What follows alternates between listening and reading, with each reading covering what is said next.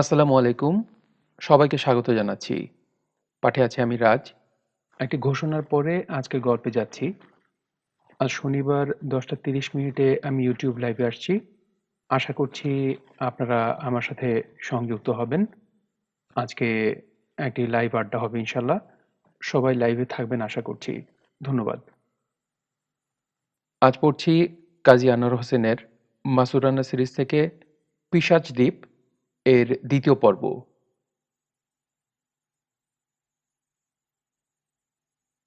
এতক্ষণ বুড়োর পাগলামিটা ভালোই লাগছিল রানার কাছে। মজা পাচ্ছিল এসব ভৌতিক ব্যাখ্যা শুনে। কিন্তু এই ব্যাখ্যা যখন প্রায় প্রতিষ্ঠিত করে এনেছেন পাগলা প্রফেসর, যখন মেজর জেনারেলকে দুঃখ দিতে শুরু করেছেন, তখন কেন জানি হঠাৎ অসহ্য বোধ করল সে। সোজা চাইল রাহাত খানের চোখের দিকে। আপনি চিন্তা করবেন না স্যার, কাল যাচ্ছি আমি। 3 দিনের মধ্যে ফিরে আসবো সোহানাকে নিয়ে। লোকটা কত বড় পিশাচ দেখতে চাই আমি। তা তুমি দেখতে পাবে মুসলিম। এবং আমি বুঝতে পারছি, একবার যখন সিদ্ধান্ত নিয়ে ফেলেছ, তখন তোমার মত পাল্টানোর সাধ্য কারো নেই। তবে আমার পরামর্শ যদি চাও, আপনার পরামর্শে খুব একটা কাজ হবে কি? হবে ইয়াং ম্যান, হবে। অনর্থক রাগ করো না। আমি এতক্ষণ তোমাকে খেপাবার চেষ্টা করছিলাম। আমি জানি, শাকিলাকে এখন যদি কেউ উদ্ধার করতে পারে, সে হচ্ছে তুমি। ভোরকে গিয়ে পিছিয়ে আসো কিনা দেখছিলাম।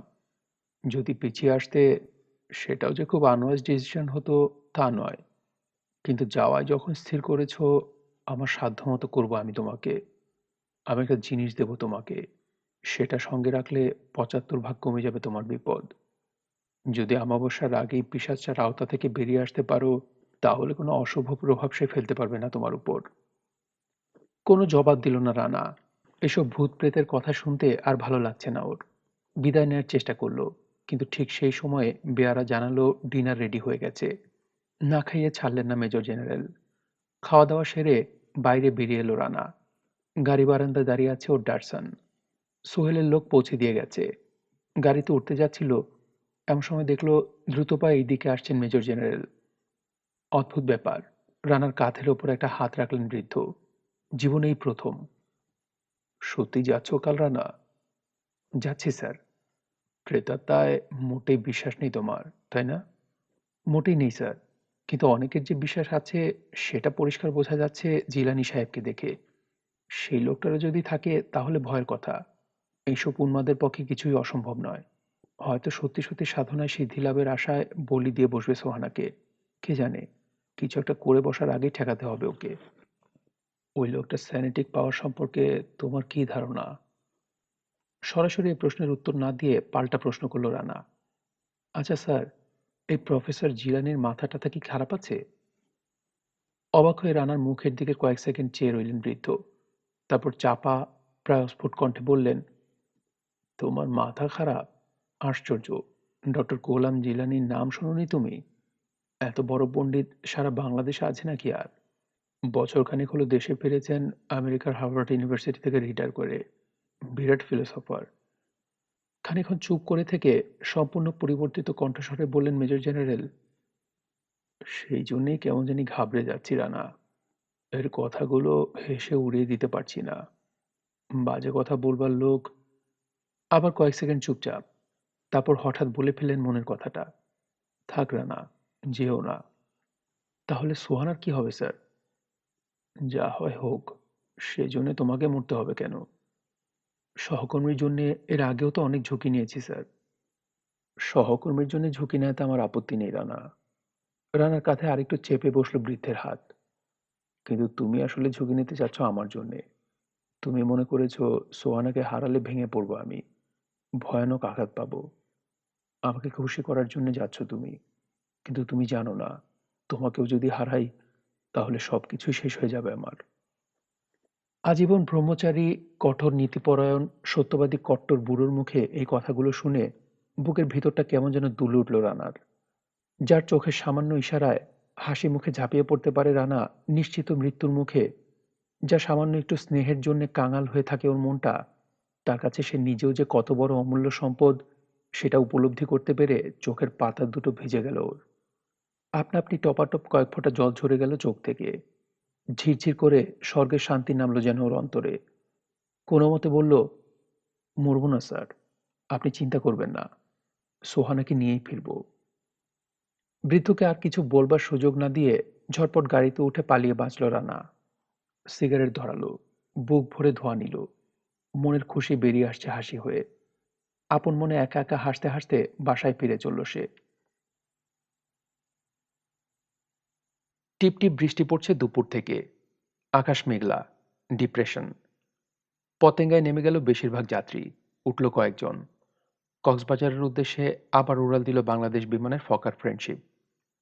খেলনার মতো মনে হচ্ছে প্রকাণ্ড জাহাজগুলোকে। মাল খালাসের জন্য গভীর পানিতে নোঙর ফেলে চুপচাপ দাঁড়িয়ে রয়েছে ছবির মতো। বাউরি বাতাসে শিশিরে ঢেউ ওঠা দিঘির মতো মনে হচ্ছে বঙ্গোপসাগরকে কয়েক হাজার ফুট উপর থেকে। কুতুবদিয়া আর মহেশখালী দ্বীপের গায়ে আবছা ছায়া ফেলে আরো দক্ষিণে চলল প্লেন। একটা সিগারেট ধরিয়ে বাইরের দিকে চেয়ে বসে রয়েছে রানা। বিক্ষিপ্তভাবে নানান টুকরো চিন্তা মাথার মধ্যে ঘুরছে। পাগলা প্রফেসরের কথা মনে আসতেই মুচকি হাসি খেলে গেল রানার ঠোঁটে। এত বড় পণ্ডিত হয়েও এসব বাজে কুসংস্কারকে শুধু প্রশ্রয় দেওয়া নয়, রীতিমতো বিশ্বাস করতে পারে কেউ? বিংশ শতাব্দীর এতগুলো বছর পার করেও অশুভ আত্মা, প্রেতার পিশাচ নিয়ে মাথা ঘামাতে পারে সুস্থ মস্তিষ্কের কেউ? সে কথা ভাবতে অবাক লাগে ওর। এত বড় জ্ঞানী লোকের পক্ষে।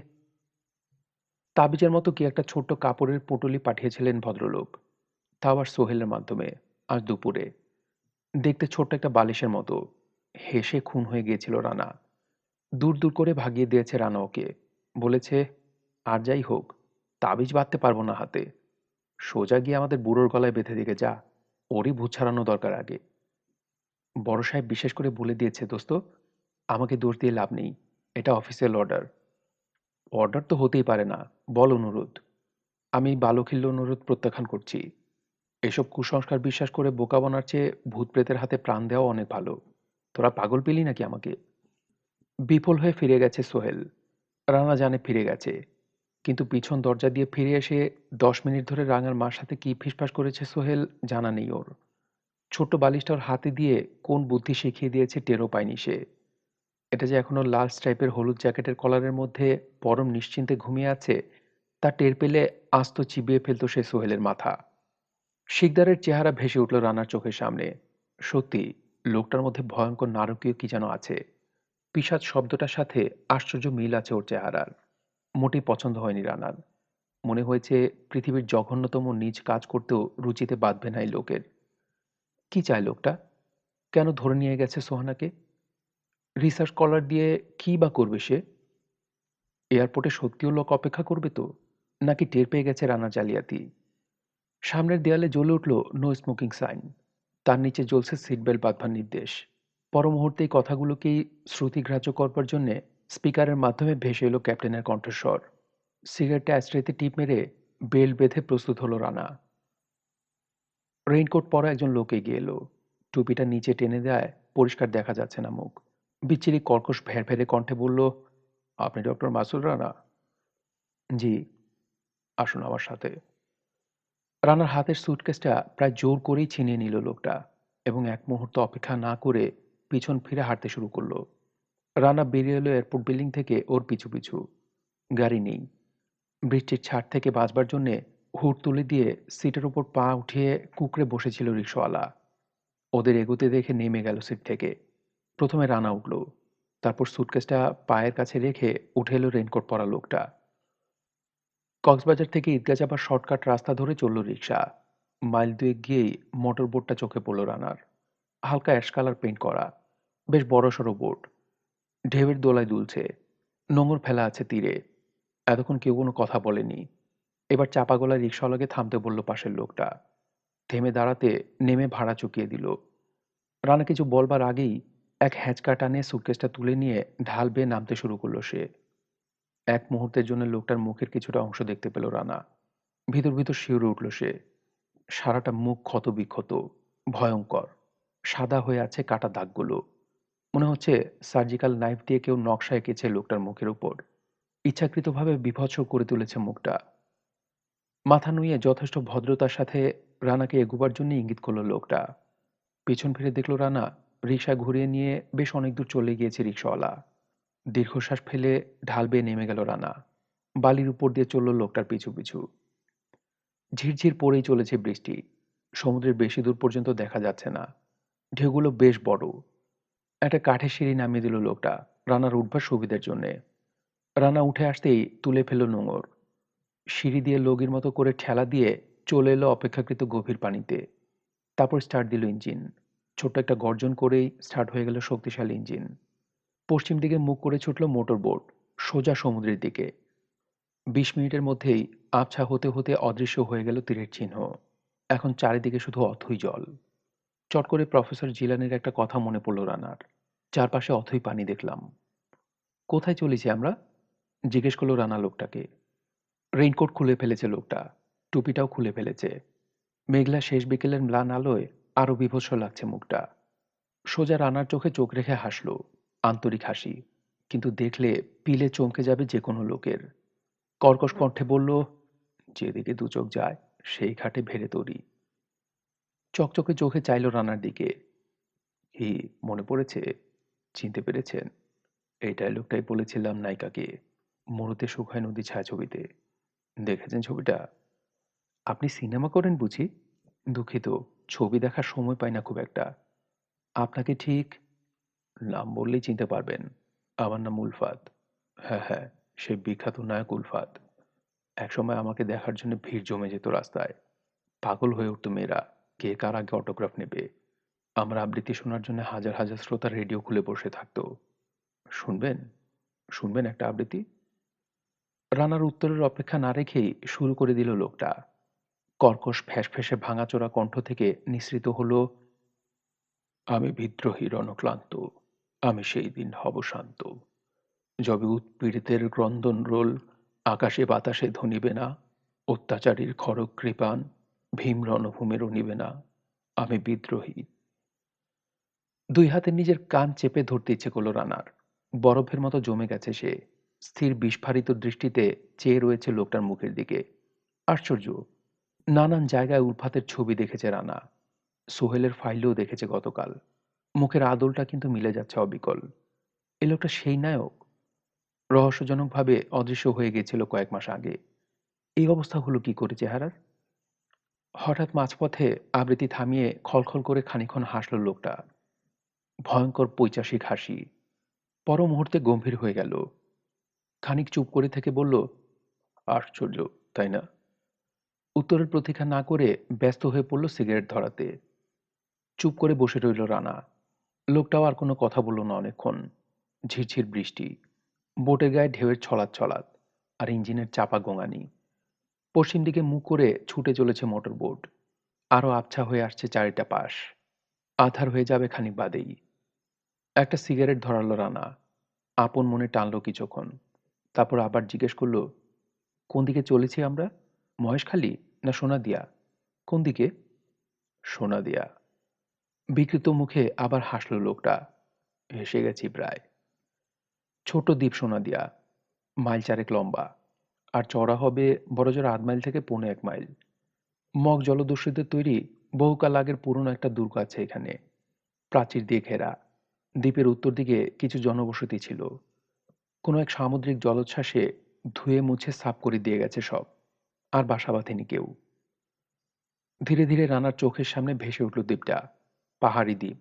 তীর থেকে বেশ কিছুটা দূরে একটা টিলার ওপাশে দেখা যাচ্ছে দুর্গের চূড়োটা। বর্ষণক্লান্ত সন্ধ্যায় ভয়ানক বিষণ্ণ মনে হচ্ছে দ্বীপটাকে। মোটরবোটের ইঞ্জিন বন্ধ করে দিল ভয়ঙ্কর দর্শন লোকটা। কাছাকাছি আসতে রানা লক্ষ্য করল ছোট একটা জেটি তৈরি করা হয়েছে মোটরবোট ভিড়াবার জন্যে। ব্রেকওয়াটারের ব্যবস্থা করা হয়েছে সমুদ্রের কিছুটা অংশে।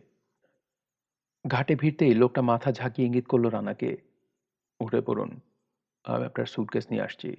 হাঁটতে হবে বেশ খানিকটা, চড়াই উতরাই আছে। নেমে পড়ল রানা। চমৎকার সব শঙ্খ, ঝিনুক আর কড়ি বিছিয়ে রয়েছে বালুকা বেলায়। বৃষ্টিতে ভিজে চকচক করছে। কুড়োবার লোক নেই। খানিক দূরে যেখানে ব্রেকওয়াটার নেই, পাহাড়ি তীরের উপর সগর্জনে ঝাঁপিয়ে পড়ছে সমুদ্রের ঢেউ। গোটা কয়েক সিগাল উঠছে মাথার উপরে। ঘাড় কাত করে শূন্য দৃষ্টিতে লক্ষ্য করছে রানাকে। লোকসঙ্গীতের মতো লাগছে ওদের ডাক। নোঙর ফেলে বোটটা একটা খুঁটির সাথে বেঁধে নেমে এলো ভয়ঙ্কর লোকটা। হাঁটতে শুরু করলো রানার পিছু পিছু। এবড়ো খেবড়ো পায়ে চলা পথ, উঁচু নিচু। সন্ধ্যা ঘনিয়ে আসছে। দ্রুত পা চালালো রানা। টিপ টিপ বৃষ্টি, সমুদ্রের গর্জন আর সিগালের উদাস কান্না বিষাদময় করে তুলেছে অবসন্ন সন্ধ্যাকে। কেমন যেন একটা ছমছমে ভাব চারপাশে। রানার পায়ের সাথে তাল মিলিয়ে অনায়াস ভঙ্গিতে হেঁটে আসছে ভয়ঙ্কর লোকটা। রানা ভাবল সুটকেসটা বইতে কষ্ট হচ্ছে কিনা জিজ্ঞেস করবে, কিন্তু পেছন ফিরতে গিয়ে কেমন যেন ভয় ভয় লেগে উঠল ওর। আছে তো লোকটা, পায়ে শব্দ পাচ্ছে না কেন সে? এটা উলফাতের প্রেতাত্মা নয় তো? নিজের এই ছেলে মানুষই ভাবনায় হেসে ফেল রানা। ফু দিয়ে মন থেকে উড়িয়ে দিল চিন্তাটা। চাইল পিছন ফিরে, কেবল সবকটা দাঁত বের করে হাসছে লোকটা ওর দিকে চেয়ে। রানা জিজ্ঞেস করল, কষ্ট হচ্ছে? দেবেন ওটা আমার হাতে? আরে না, এসে গেছি, এগুন আপনি। দূর থেকেই দেখতে পেল রানা, প্রাচীরের মাথায় ৩ সারি তার। চিন্তার গতি দ্রুততর হলো রানার। নিশ্চয়ই ইলেকট্রিফাইড। এত উঁচু প্রাচীর, তার উপর বৈদ্যুতিক তার। ব্যাপার কি? জলদস্যুদের ভয়? নাকি অন্য কোনো কারণ? কি আছে এই দুর্গের ভেতর খোয়া যাবার মতো? আরেকটু এগিয়ে কারণটা বুঝতে পারল রানা। বিশাল প্রাচীরটা পাথর দিয়ে তৈরি।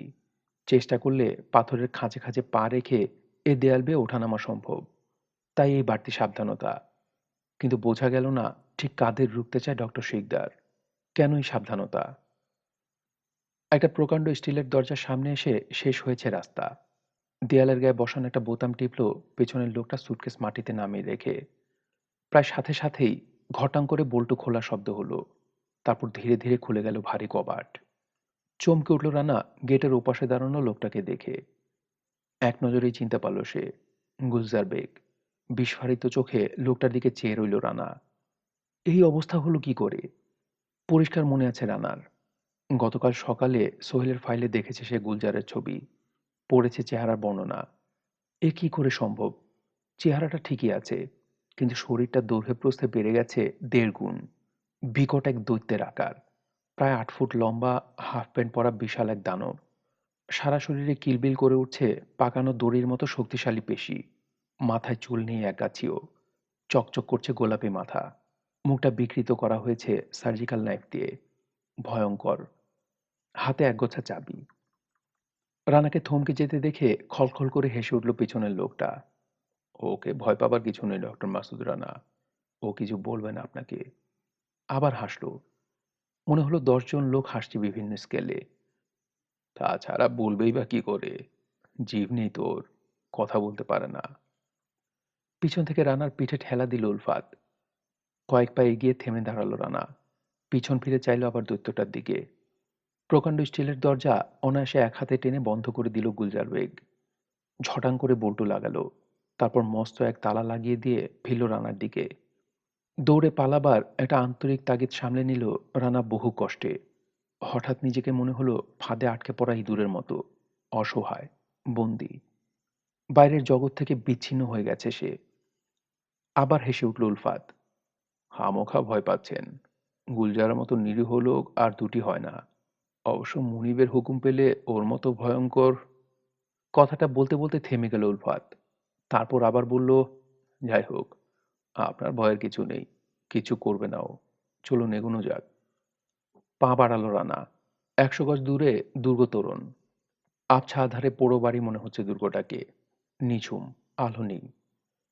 দুটো ব্যাপার জলের মতো পরিষ্কার হয়ে গেছে ওর কাছে। এক, শুধু চেহারার আশ্চর্য মিল এবং দৈব সংযোগ নয়। এরা দুজন সত্যিই উলফাত এবং গুলজার। কোনো বিশেষ পরিস্থিতিতে পড়ে এরা নিজেদের চেহারার বিকৃতি সহ্য করতে বাধ্য হয়েছে। আর দুই, ডাক্তার শিকদার নিঃসন্দেহে একজন ভয়ঙ্কর লোক। শুধু ভয়ঙ্কর নয়, প্রচণ্ড ক্ষমতাশালী। এর সাথে টক্কর দেওয়া সহজ কাজ হবে না। হঠাৎ দপ করে বাতি জ্বলে উঠল।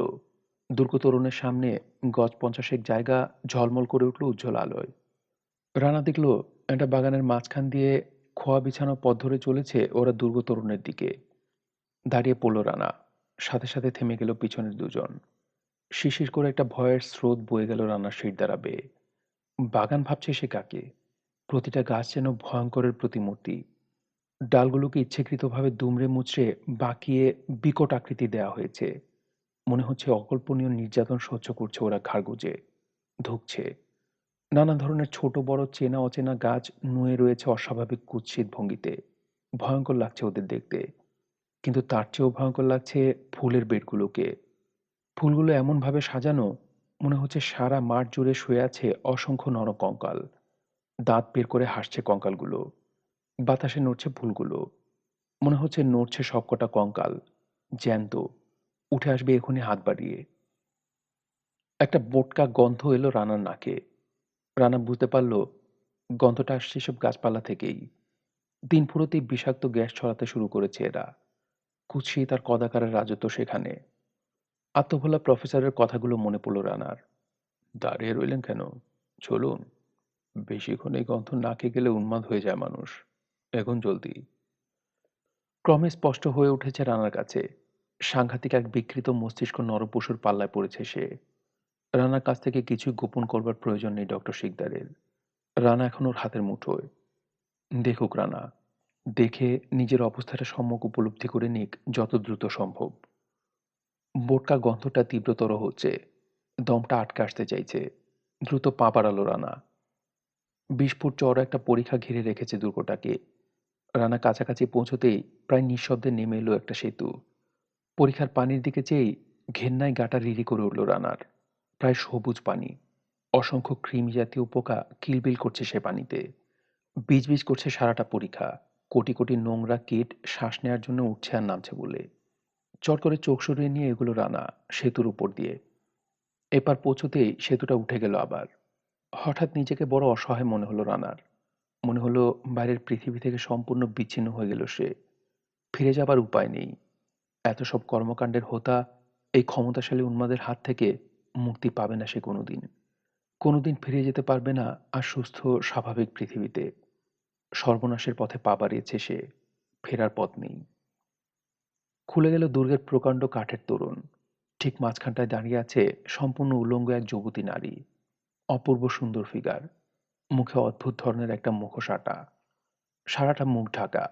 চোখের জায়গায় শুধু ছোট্ট দুটো ফুটো। ধক করে উঠল রানার বুকের ভেতরটা। সোহানা নয় তো?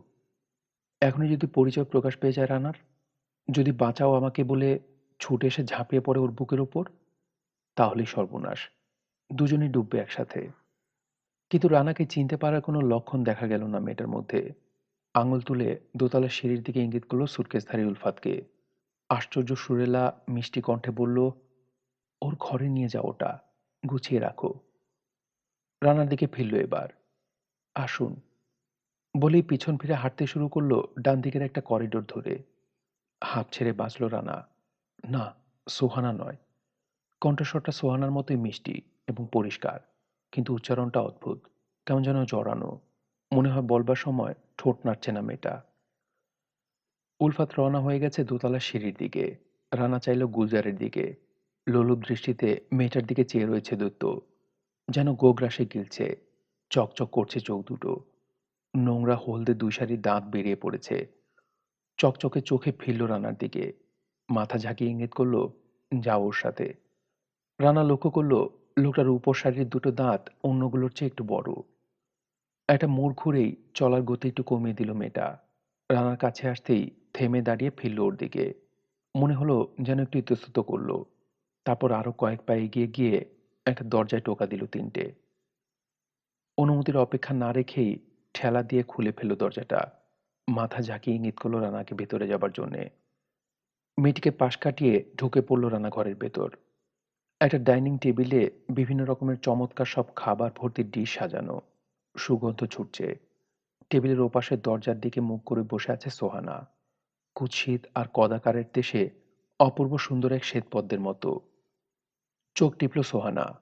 থমকে দাঁড়ালো রানা। লক্ষ্য করল আড়ষ্ট ভঙ্গিতে সোজা হয়ে বসে আছে সোহানা। পরিষ্কার বোঝা যাচ্ছে ধনুকের ছিলার মতো টান হয়ে রয়েছে ওর প্রতিটি স্নায়ুতন্ত্রী উদ্বেগ আর উৎকণ্ঠায়। চোখের কোণে কালি। বোকার মতো এদিক ওদিক চাইল রানা। ঘরে আর কেউ নেই। পিছনে মূর্তির মতো দাঁড়িয়ে রয়েছে দিগম্বর মেয়েটা। কি করবে বুঝতে পারল না রানা। কোনো ব্যাপারে সাবধান করছে সোহানাকে চোখ টিপে। মুহূর্তের ভুলে পরিচয় প্রকাশ পেয়ে গিয়ে সমূহ বিপদ ঘটতে পারে। সারা ঘর ঘুরে সোহানার উপর এসে দৃষ্টি স্থির হলো রানার।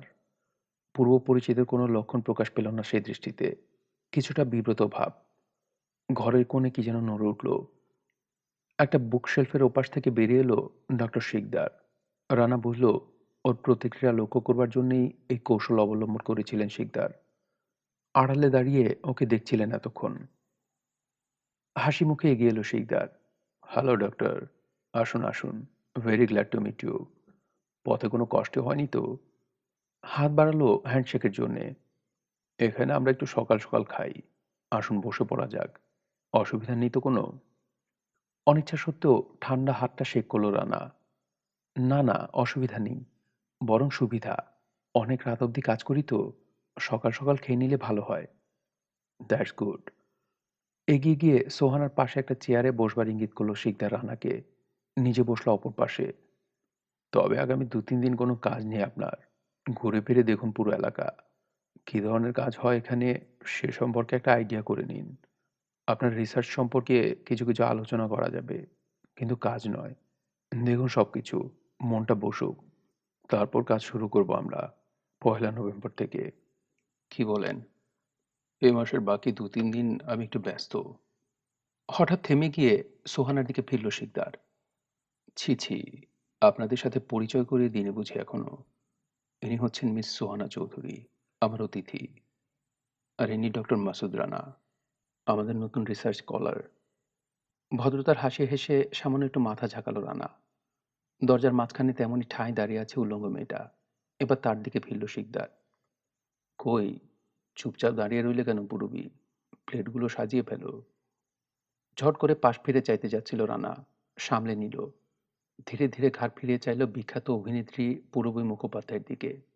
ধীর পায়ে এগিয়ে আসছে পূরবী, অপূর্ব ছন্দ চলার ভঙ্গিতে। বিন্দুমাত্র লজ্জা নেই, আড়ষ্টতা নেই, যেন স্বপ্নের ঘরে আছে, মুখে মুখোশ। একে এইভাবে রাখা হয়েছে কেন এখানে? যেন রানার অনুচ্চারিত প্রশ্নের উত্তর দিচ্ছে। এভাবে বলল শিকদার। ওকে ইচ্ছের বিরুদ্ধে থাকতে হচ্ছে এখানে। কেন? চট করে জিজ্ঞেস করলো রানা। কারণ চিত্রজগতে ওর আর ফিরে যাবার উপায় নেই। যাবে কি করে? চারিদিকে তো অথই সমুদ্র। এই যুক্তির ওপর আর কোনো কথা চলে না। কাজে মাথা ঝাঁকালো রানা। তা ঠিক। রানার টিটকারিতে ১ সেকেন্ডের জন্য ভুরুজোড়া কুঁচকে উঠল শিকদারের। পর মুহূর্তে স্বাভাবিক হয়ে গেল আবার। টকটকে লাল চোখে চাইল রানার দিকে। কাছেই গুলজারের সাথে ওর বিয়ে দিয়ে দিলাম। রানার মুখটা একটু গম্ভীর হয়ে উঠতে দেখে চট করে যোগ করল, না না, তেমন কোনো অত্যাচার হয় না ওর উপর। সারা মাসের মধ্যে শুধু একটা রাত কাটাতে হয় ওকে গুলজারের ঘরে। বাকি ২৯টা দিন রইল সেরে উঠে আবার মানসিক প্রস্তুতি নেবার জন্যে। আমার কাছে অবিচার পাবেন না। শিউরে উঠল সোহানা। নিষ্প্রাণ হাসি হাসল শিকদার। মাঝে মাঝে গলায় ফাঁসি দিয়ে আত্মহত্যার প্রবণতা জাগে পূরবীর মধ্যে। তাই কোনো রকম কাপড় চোপড় পরতে দেওয়া হয় না ওকে। অভিনেত্রী হলে কি হবে? হাজার হোক, মেয়ে মানুষ তো, খালি গায়ে বেড়াতে লজ্জা পায়। তাই মুখোশ বানিয়ে দিয়েছে একটা। এখন দিব্যি ঘুরে বেড়াচ্ছে সবার সামনে। এই থেকে প্রমাণ হয় মেয়ে মানুষের লজ্জা ওদের শরীরে নয়, চোখে। হঠাৎ প্রসঙ্গটা ত্যাগ করলো শিকদার। আসুন, খেয়ে নেওয়া যাক, কাজ পড়ে রয়েছে অনেক। প্রায় নিঃশব্দে খেয়ে উঠল ওরা। চমৎকার খাবার, অপূর্ব রান্না। কিন্তু নির্বিকার শিকদারের ভয়ঙ্করত্ব উপলব্ধি করতে পেরে সব বিষাদ লাগলো রানার মুখে। কোনো কিছু গোপন করবার প্রয়োজন বোধ করছে না সে রানার কাছে। সব জেনেও রানা যে কিছুই করতে পারবে না, সে ব্যাপারে ওর আশ্চর্য এক স্থির অটল বিশ্বাস দেখে টলে গেছে রানা নিজেই। প্রচণ্ড ক্ষমতাশালী না হলে এত অটল আস্থা আসতে পারে না কারো নিজের ওপর। এখনই ঝাঁপিয়ে পড়বে কিনা একবার ভাবল রানা। বর্জন করলো চিন্তাটা। পরে। ডিনার শেষ হতেই একটা ট্রেতে করে কফি নিয়ে এলো পূরবী। সবার জন্য কফি ঢালতে শুরু করলো সোহানা। অসতর্ক মুহূর্তে বাঁ হাতের ধাক্কা লেগে পড়ে গেল একটা কাপ। চট করে ওটা ধরবার চেষ্টা করতে গিয়ে পড়ে গেল গোটা কয়েক চামচ। আই এম সরি, বলল সোহানা। নিচু হয়ে তুলতে গেল ওগুলো কার্পেটের ওপর থেকে।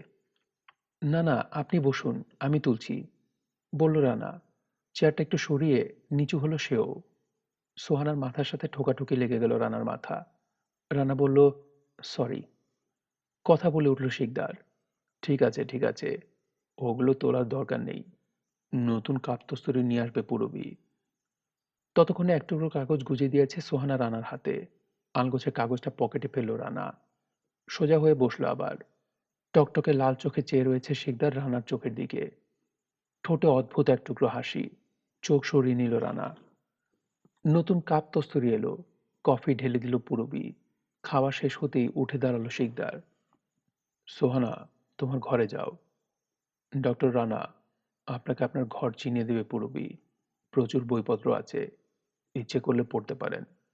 রাত 11টায় ল্যাবরেটরি ছাড়া আর সব ঘরের বাতি নিভিয়ে দেওয়া হয়, কাজেই তার আগেই শুয়ে পড়বেন।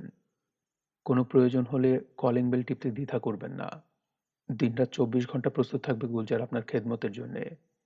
অবশ্য আগামীকালকের রাতটা ওর ছুটি। 1 মাস পর পর একটি রাতের জন্য ছুটি পায় বেচারা। যাই হোক, আজকের রাতটা বিশ্রাম নিন। কাল থেকে ঘুরে ফিরে দেখতে শুরু করবেন এলাকাটা। কি বলেন? কাঁধ ঝাঁকালো রানা। আপনি যা বলেন। সেই ভালো, হাসল শিকদার। আমার কথা মতো কাজ করাটা আপনার জন্য মঙ্গলজনক হবে। আমি চাই না ডক্টর আলমের ঘটনার পুনরাবৃত্তি হোক। ডক্টর আলম কে? ভেজা বেড়ালের মতো জিজ্ঞেস করলো রানা। সবই জানতে পারবেন ধীরে ধীরে। চলি, কাজ আছে আমার। কাল দেখা হবে আবার। Wish you pleasant sleep. হঠাৎ ঘুরে দাঁড়িয়ে হাঁটতে শুরু করলো শিকদার। বেরিয়ে গেল ডান পাশের একটা দরজা দিয়ে। আগেই চলে গেছে সোহানা। রানা ফিরল পূরবীর দিকে। ভেনাসের মূর্তির মতো দাঁড়িয়ে রয়েছে পাশে। এগিয়ে গেল রানা। ফর্সা কাঁধের উপর হাত রাখল। আমি দুঃখিত, যে পাশবিক নির্যাতনের কথা শুনলাম। চট করে কাঁধের ওপর থেকে হাতটা সরিয়ে দিল পূরবী। মাথা ঝাঁকালো। তারপর চুপ করার ইঙ্গিত করলো একটা আঙুল মুখের কাছে তুলে। আবছা একটা ছায়ার মতো দেখতে পেল রানা দরজার বাইরে। কথাটা বন্ধ করে না দিয়ে চট করে মোড় ঘুরিয়ে ফেলল বক্তব্যের। আমার দ্বারা সে ভয় আপনার নেই। সত্যি, আসুন না রাতটুকু একসঙ্গে কাটানো যাক। হেসে ফেলল পূরবী। নিঃশব্দ হাসি। পেটটা কাঁপল বার কয়েক। সামলে নিয়ে পরিষ্কার কণ্ঠে বলল, না। দীর্ঘশ্বাস ছেড়ে কাঁধ ঝাঁকালো রানা। বেশ, আমার ঘরটা দেখিয়ে দিন তাহলে। চলুন। হাঁটতে শুরু করলো পূরবী। দরজা দিয়ে বেরিয়েই গুলজারকে দেখতে পেল রানা। দেয়ালে হেলান দিয়ে দাঁড়িয়ে আছে বুকে হাত বেঁধে। রানা এগোতেই ওর পেছনে চলতে শুরু করলো। সারি বেঁধে সিঁড়ি বেয়ে দোতলায় উঠে এলো ওরা।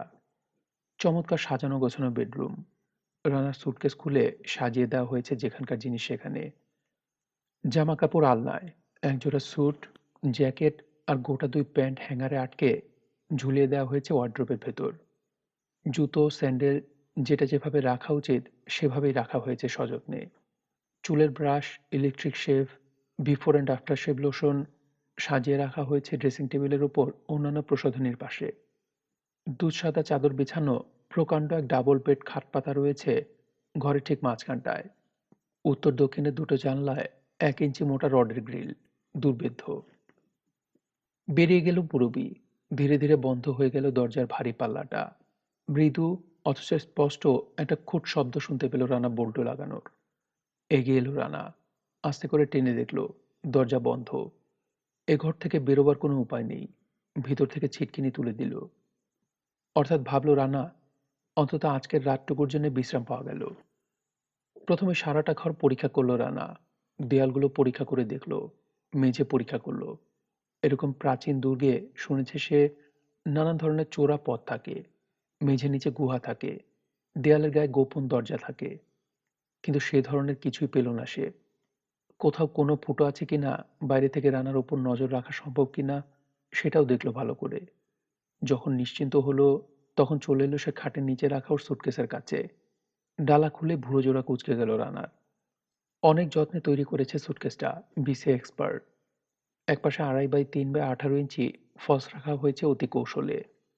কারো বোঝার উপায় নেই এই কম্পার্টমেন্টের মধ্যে সযত্নে তুলো মুড়ে সাজিয়ে দেওয়া হয়েছিল একটা এক্সট্রা ম্যাগাজিন সহ রানার প্রিয় অলথার পিপিকে।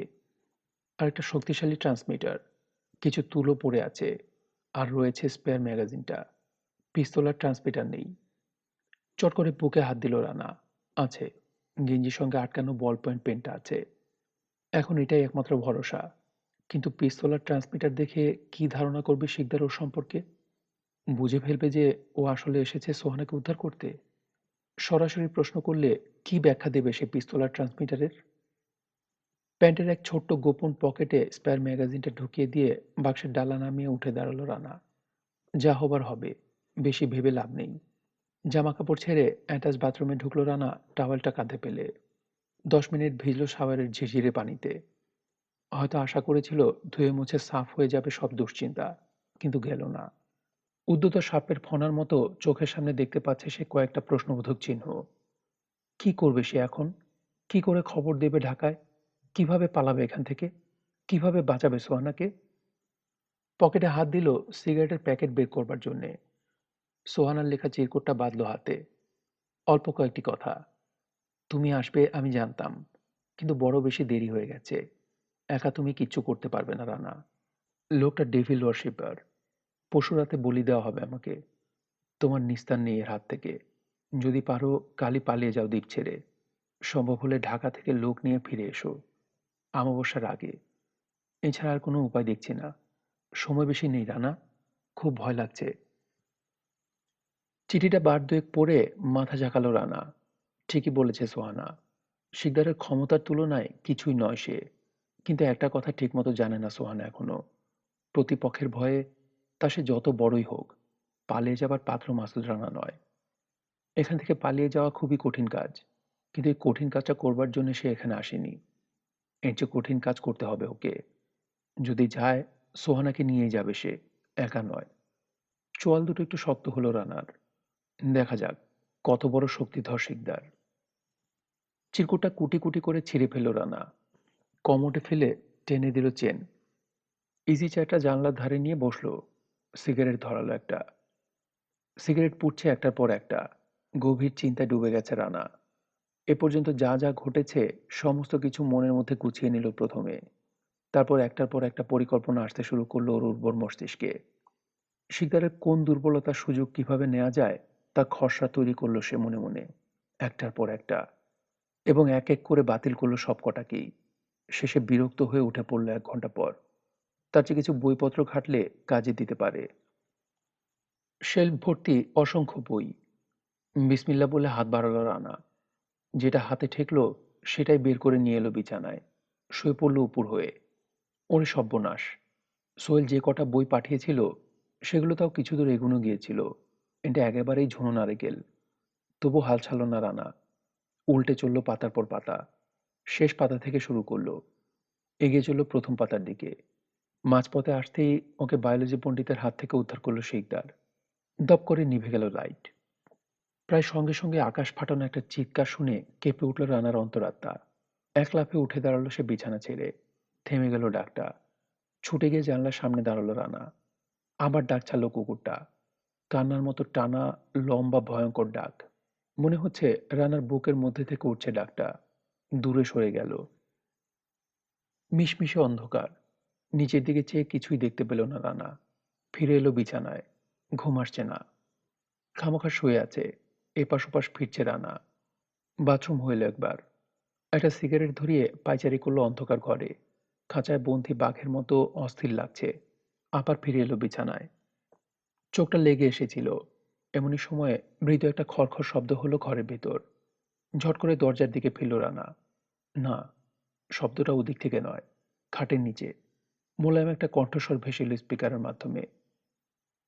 Slip, sound sleep. ঘুমো, ঘুমো মাসুদ রানা। ঘুমানো দরকার। এখনই চোখ ভেঙে ঘুম আসবে তোমার। চোখ ভেঙে ঘুম আসবে। শিকদার হিপনোটাইজ করবার চেষ্টা করছে রানাকে। এইভাবেই বশ করেছিল সে সোহানাকে। এইভাবেই বশ করে রেখেছে এখানকার সবাইকে। আরো একটু স্পষ্ট হলো কণ্ঠস্বরটা।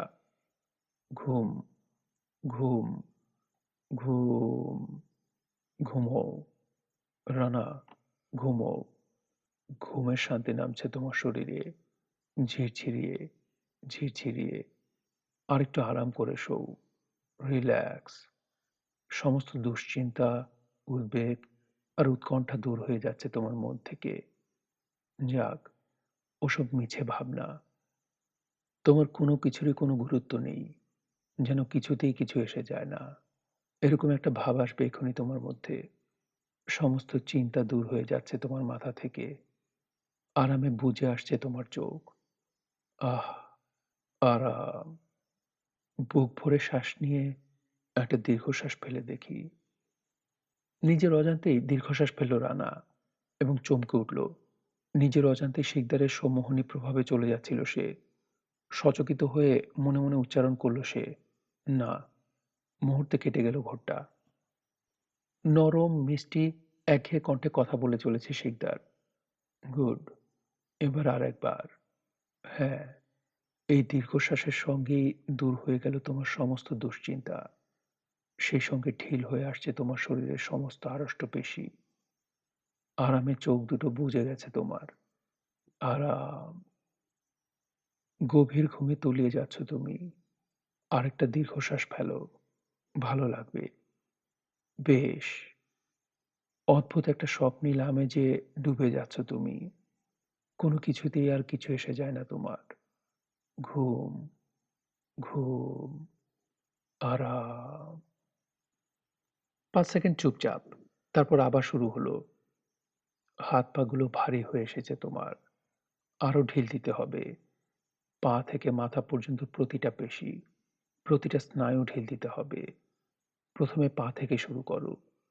বাঁ পায়ের সমস্ত পেশি শক্ত করে ফেলো। আরো।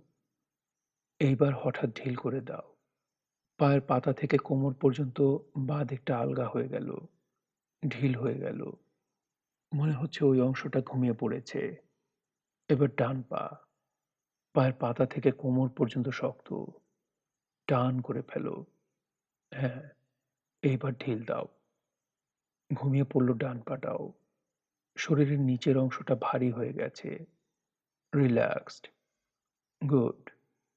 এবার পেটের কাছের পেশিগুলোকে ঢিল করে দাও। ঠিক আছে। আর একটু। এবার বুকের পেশিগুলো। আবার একবার বুক ভরে শ্বাস নিয়ে দীর্ঘশ্বাস ফেলো দেখি। হ্যাঁ, হয়েছে। এবার পিঠের সমস্ত পেশি ঢিল হয়ে যাক। কাঁধ আর ঘাড়ে একটু আড়ষ্টতা রয়ে গেছে। ঢিল দাও। ঢিল করে দাও। হাত দুটো ঢিল করে দাও এবার। আহ! আরাম। সারা মুখে অসংখ্য ছোট ছোট পেশি আছে। সেগুলি ঢিল দাও এবার। গাল, চোয়াল, চোখ, কপাল সব ঢিল হয়ে গেল। পরিপূর্ণ বিশ্রাম। আহ! সারা শরীরে নামছে ঘুমের শান্তি। ঝিরঝির, ঝিরঝির নামছে ঘুমের শান্তি। ঘুম, ঘুম, ঘুম। ভালো লাগছে তোমার এই সম্মোহিত অবস্থাটা। কিছুতেই কিছু এসে যায় না। ক্রমেই আরো, আরো, আরো গভীরে চলে যাচ্ছ তুমি। আরো গভীরে। আমার কণ্ঠস্বর শুনতে পাচ্ছ তুমি শুধু। আর কোনো কিছুর কোনো অস্তিত্ব নেই। আমার ইচ্ছার কাছে সমর্পণ করেছ তোমার অবচেতন মন। আমার ইচ্ছে মতো চলবে তুমি এখন থেকে। আর কোনো কিছুর মূল্য নেই। তুমি এখন সম্পূর্ণভাবে আমার ইচ্ছের বশ। ভবিষ্যতে যে কোনো দিন, যে কোনো সময় আমি ১০০৫ কথাটা উচ্চারণ করবার সঙ্গে সঙ্গেই সম্মোহিত হয়ে পড়বে তুমি এবং আমার আদেশ পালন করবে বিনা দ্বিধায়। ৫ সেকেন্ড চুপচাপ। তারপর আবার ভেসে এলো শিকদারের কণ্ঠ। ৫ মিনিটের মধ্যে আমি আসছি তোমার ঘরে। কিছু প্রশ্ন আছে। প্রত্যেকটি প্রশ্নের সত্য উত্তর চাই আমি তোমার কাছ থেকে। কোনো কিছু গোপন না করে সঠিক উত্তর দেবে। আর এই ৫ মিনিটে সম্মোহনের সমনম্বুলিস্টিক স্তরে অর্থাৎ গভীরতম স্তরে চলে যাবে তুমি। অপেক্ষা করো। আসছি আমি। ঠিক ৫ মিনিট পর ধীরে ধীরে খুলে গেল ওয়ারড্রোবের ডালাটা। বাঁ হাতে একটা জ্বলন্ত মোমবাতি আর ডান হাতে একটা চকচকে ক্ষুরধার ছুরি নিয়ে ওয়ারড্রোবের ভিতর থেকে বেরিয়ে এলো ডক্টর শিকদার। সারা শরীর কালো একটা আলখাল্লায় ঢাকা। মাথায় অদ্ভুত ধরনের একটা টুপি। শিকদারের পিছু পিছু ঘরে ঢুকলো গুলজার। নিঃশব্দ পায়ে এগিয়ে এসে দাঁড়ালো ওর বিছানার পাশে। ১০০৫। শুনতে পাচ্ছ আমার কথা? শুনতে পেলে বাঁ হাতের কড়ে আঙুল উঁচু করো। বাঁ হাতের কড়ে আঙুল উঁচু করল রানা। বেশ। এবার সম্মোহিত অবস্থায় ধীরে ধীরে উঠে বসো বিছানায়। ধীরে ধীরে উঠে বসল রানা। চোখ বন্ধ। আমার দিকে ফেরো এবার। চোখ মেলে যাও। মোহতন্ত্রা টুটবে না চোখ মেলে চাইলেও। গভীরভাবে সম্মোহিত রয়েছ তুমি এখন। আরো গভীরে চলে যাবে তুমি আমার চোখের দিকে চাইলেই। চোখ মেলো। ধীরে ধীরে খুলে গেল রানার চোখের পাতা। অভিব্যক্তিহীন দৃষ্টিতে চেয়ে রইল সে শিকদারের টকটকে লাল চোখের দিকে। পলক পড়ছে না দুজনের কারো চোখের। পৈশাচিক হাসি ফুটে উঠল শিকদারের মুখে। ছুরিটা ধরল উঁচু করে, ন্যায়দণ্ড ধরার মতো। তারপর, তোমার নাম কি? জড়ানো কণ্ঠে উত্তর বেরোল রানার মুখ থেকে। মাসুদ রানা। এখানে এসেছো কেন? চাকরি। তোমার সুটকেসের মধ্যে এসব কেন? গুলজারের হাতে ধরা পিস্তল আর ট্রান্সমিটারের দিকে চাইল রানা। দৃষ্টিটা আবার ফিরে এলো শিকদারের চোখে। মুখে কোনো উত্তর নেই। উত্তর দাও। চুপ করে রইল রানা। গর্জন করে উঠল শিকদার। উত্তর দাও মাসুদ রানা। ওগুলো তোমার? না। থমকে গেল শিকদার কয়েক সেকেন্ডের জন্যে। তারপর বলল, ওগুলো কি? রেডিও আর পিস্তল। বুড়ো জোড়া কুঁচকে গেল শিকদারের। ওগুলো যাই হোক আর যারই হোক, তোমার সুটকেসে কেন? রানা নিরুত্তর। জবাব দাও। তোতলাতে শুরু করলো রানা। আমি, আমার না, সুটকেস, ওটা, আমি। কণ্ঠস্বর ওপরে উঠছে। ঠিক আছে, আবার প্রশ্ন করছি আমি। ওগুলো তোমার যদি না হয়, তোমার কাছে এলো কি করে? ভুল করে। সুটকেসটা তোমার না? এই জামা কাপড় তোমার না? না। তোমার কাছে এলো কি করে? ভুল করে। প্লেনে বদল হয়ে গেছে কারো সঙ্গে? হ্যাঁ। কার সঙ্গে? American journalist. কখন টের পেলে? এই ঘরে ঢুকে। হাসি ফুটে উঠল শিকদারের মুখে। পিস্তল বা ওয়্যারলেস ট্রান্সমিটার জীবনে ব্যবহার করেছো কখনো? কিভাবে ব্যবহার করতে হয় জানো? না। তোমার কাছে কোনো রকম অস্ত্র আছে? না। স্বস্তির নিঃশ্বাস ছাড়ল শিকদার। বালিশের পাশ থেকে বায়োকেমিস্ট্রির খোলা বইটা তুলে নিল হাতে। উল্টে পাল্টে দেখে রেখে দিল আবার বালিশের পাশে। ফিরল রানার দিকে। ঠিক আছে, আমি সন্তুষ্ট। এবার একটা প্রশ্ন। পূর্বকে তোমার সঙ্গে রাত কাটাবার প্রস্তাব দিয়েছিলে তুমি? হ্যাঁ। সোহানা চৌধুরীর প্রতি ওরকম আকর্ষণ বোধ করেছো? করেছি। এটা স্বাভাবিক। মনে মনে যত খুশি দুর্বলতা বোধ করো, আমার আপত্তি নেই। কিন্তু সাবধান, সোহানা চৌধুরীকে কখনো এ ধরনের কোনো প্রস্তাব দেবে না। প্রস্তাব ওর তরফ থেকে যদি আসে, প্রত্যাখ্যান করবে। ওর শরীরের প্রতি কোনো রকম লোভ বা আসক্তি জাগাবে না তোমার মধ্যে। কোনো রকম কুচিন্তা আনবে না তোমার মনে। ওকে বলি দেব আমি এই অমাবস্যায়। কুমারী যুবতী নারী দরকার আমার। খবরদার, ওর গায়ে হাত দেবে না। বুঝতে পেরেছো? হ্যাঁ। কি বুঝতে পেরেছো? সোহানা চৌধুরীর গায়ে হাত দেব না। হ্যাঁ। যদি ভুলে কখনো ছোঁয়াছুঁয়ি হয়ে যায়, তীব্র একটা বৈদ্যুতিক শক লাগবে তোমার হাতে। পৈশাচিক হাসি শিকদারের মুখে। পিছিয়ে গেল এক পা। ছুরির ডগাটা ধরল রানার কপালে। এবার নিশ্চিন্তে ঘুমিয়ে পড়বে তুমি। ঘুম থেকে উঠে সম্মোহনের কথা কিছুই মনে থাকবে না তোমার। আমরা কিভাবে এ ঘরে ঢুকলাম, কিভাবে বেরিয়ে গেলাম, কিছুই মনে থাকবে না। কিন্তু আমার প্রতিটা আদেশ পালন করবে তুমি অক্ষরে অক্ষরে। 1005 বলার সঙ্গে সঙ্গেই সম্মোহিত হয়ে যাবে তুমি। সোহানা চৌধুরীকে স্পর্শ করলে ইলেকট্রিক শক খাবে। এ ঘর থেকে বেরোবার গুপ্ত পথ খুঁজে পাবে না তুমি কিছুতেই। এবার শুয়ে পড়ো। রানার কপাল থেকে ছুরি সরিয়ে নিল শিকদার। শুয়ে পড়ল রানা। চোখ বন্ধ করো। গুড। ঘুমাও মাসুদ রানা। 10 মিনিটের মধ্যে তোমার এই মোহতন্ত্রা স্বাভাবিক ঘুমে রূপান্তরিত হবে। আহ, আরাম। গভীর ঘুমে অচেতন হয়ে পড়ছো তুমি। ঘুমাও, ঘুমাও। বেরিয়ে গেল শিকদার। পিছু পিছু গুলজার। বন্ধ হয়ে গেল ওয়ার্ড্রোবের ডালা। নিশ্চিন্তে ঘুমিয়ে পড়ল রানা। মুখে স্মিত হাসি।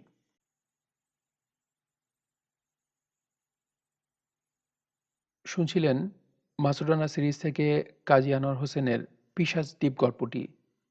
গল্পটি আপনাদের কাছে কেমন লাগছে তা আপনারা কমেন্টের মাধ্যমে আমাদেরকে জানাতে পারেন। ভালো লাগলে লাইক করুন, শেয়ার করুন। যারা গল্প দুটো চ্যানেলটি সাবস্ক্রাইব করেছেন তাদেরকে অসংখ্য ধন্যবাদ জানাচ্ছি। যারা এখনো সাবস্ক্রাইব করেননি কিন্তু নিয়মিত শুনছেন অথবা নতুন শুনছেন, তাদেরকে অনুরোধ করছি আপনারা চ্যানেলটি সাবস্ক্রাইব করে রাখুন। সাথে বেল আইকনটি প্রেস করে রাখুন। আপনারা সবাই ভালো থাকবেন, সুস্থ থাকবেন এবং গল্প দুটোর সঙ্গেই থাকবেন। ধন্যবাদ।